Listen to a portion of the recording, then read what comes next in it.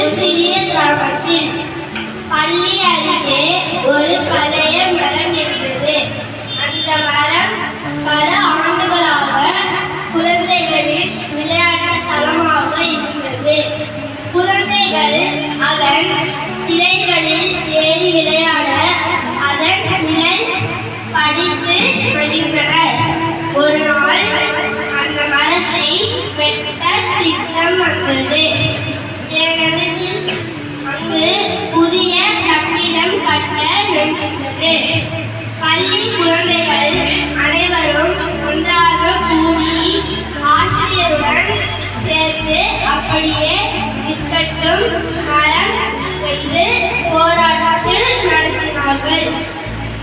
அவர்கள் உணர்ச்சி மிக்க கோரிக்கையை நிர்வாகம் கவனித்து மரத்தை பாதுகாக்க முடிவு செய்தது. அந்த மரம் இன்னும் குழந்தைகளின் மகிழ்ச்சியாக இருக்கிறது. இந்த பேராகிராஃப் படித்ததை எல்லாருமே கவனிச்சிங்க தானே?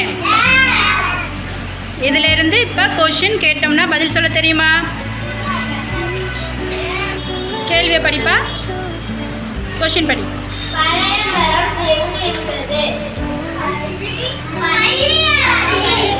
ஆன்சர் என்ன? Very good. செகண்ட் கொஷின் படிமா. செகண்ட் கொஷினை பார்த்து படிமா.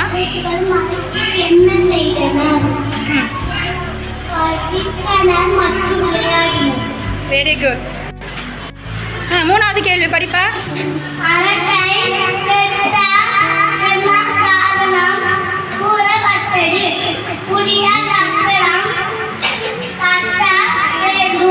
Very good. ஃபோர்த்து கொஸ்டின் படிப்பா.